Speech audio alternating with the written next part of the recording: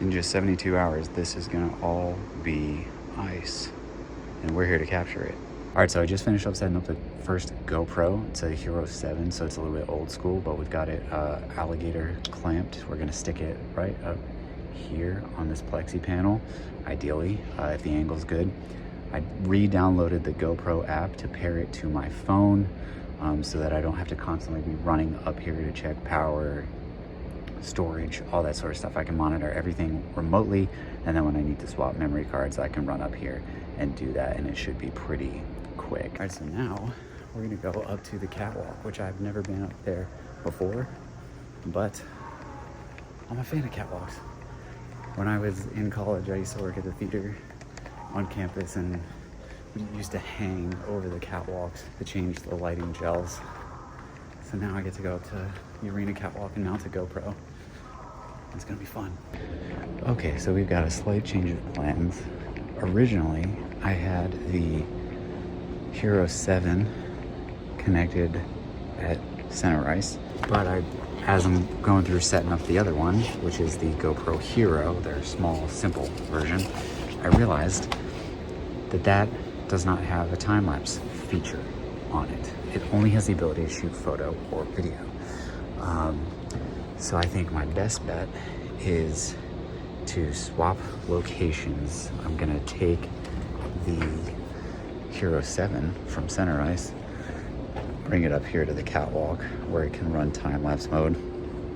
Then I'll bring the Hero down to center ice, have it run video, and then I'll just have to dump the files in a more frequent manner. So I thought this was a cool clip to leave in. I tried to screen record what was happening on the Quick app, so the view of the GoPro. And I was talking to the camera as if you could hear me, but it wasn't capturing my audio, obviously. So what you'll notice in this clip is, one, the cool view of the rink from the catwalk, but you'll also notice that I am unable to figure out how to safely mount this camera and get a good shot. The steel beams were too thick to alligator clip to, and when I secured to a vertical beam with the chesty, I just couldn't get a good view of the rink. So we decided to, or at least I decided to, scrap this shot and go with a different one. But that's the business that we're in, right? We come up with a game plan and we make changes when we have to. So I opted to bring the Hero, which is just running video, to the center ice club level to give a nice wide view of the ice.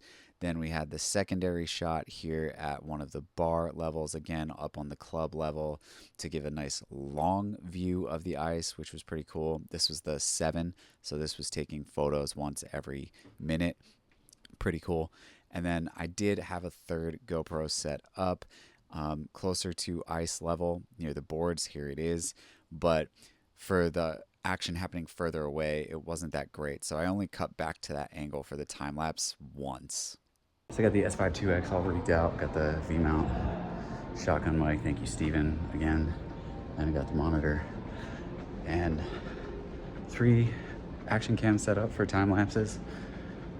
So I think it'll be good. We'll mix all this footage together and hopefully be able to put something good together. So this ice install video is one of 2 that I was creating for the arena as part of this series of behind the scenes looks at how live events are put on. It's a newer venue, so my goal and my pitch to my teammates were that this is really going to highlight our authority, our expertise, our knowledge of how to put on a successful live event, especially for the patron who might not know what goes into it. But, you know, along the same lines of David Moorfield taking people behind the scenes of his video production business, you know, this could reach the eyes, ears, whatever, of clients that we might work with or that might book events with us and showcase that, wow, they have the skill set to be able to put on a successful live event. Plus, it introduces you to new team members and really gets you comfortable with the team that you're going to be working with. So that was my main goal for this video and the video that you'll see me talking about a little bit later on. But it was a lot of fun, a lot of hard work. But that was the goal with these videos. We've been interviewing Kyle off and on throughout the day. Kyle's the ice manager, so asking him questions about the process.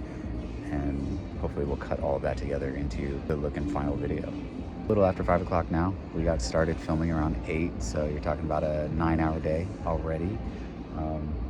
For the most part, no issues with the GoPros. Had to check connectivity a couple of times because the app wasn't working, and had to jerry-rig the third one onto the tripod. Mostly done with the vinyl install on the ice, and then we're getting ready to put down the center ice stuff soon, which will be a lot of fun. All right, we're 12 hours in, down day 1. Did all the decals and line painting. Tomorrow comes the flooding of the water and cutting with the Zamboni.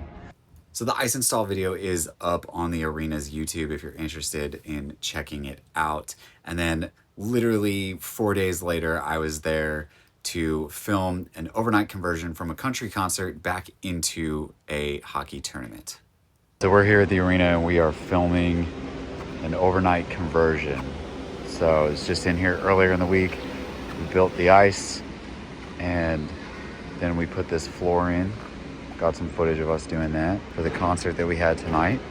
Cole Swindell just ended. They're loading out right now. And I, in my infinite wisdom, decided that I would volunteer to hang out with the overnight crew as they flip this back into a hockey rink for a youth hockey tournament that they have tomorrow morning. I didn't film a whole lot of behind the scenes stuff for this one because I was there for 12 hours overnight. But it was basically just me and the S5 Mark II X, run and gun style, very boots on the ground. 1:30 in the morning. First hockey game is at 8. It's gonna be fun. You know, one of the things they say is to make yourself useful on set. And even though this isn't necessarily a set, I still feel compelled to, you know, pick up trash and help out, because the people that I'm recording on camera might just be a little bit more comfortable with me doing so if they see me putting in the work. Had to take a break for a little minute because my back is killing me, and that's nothing compared to what these guys are doing, so I really shouldn't even complain. But this has been a long day. Got in to the office around 9 a.m. Had a bunch of work that I needed to do for my day job as advertising coordinator, and then have been nonstop running back and forth between the arena and the theater since about 5 o'clock filming. So it's been, again, another like 12 hours of like camera work on top of an 8-hour work day. And we've still got about 3 hours to go until the first game here. So lots of stuff to be done, lots of filming to do, but that was the whole point of the video, was to put together this sort of behind the scenes of what it takes to put on an event in a capacity like this.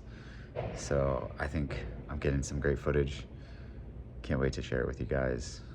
I think this is gonna be a great one. But yeah, definitely gonna nap after this.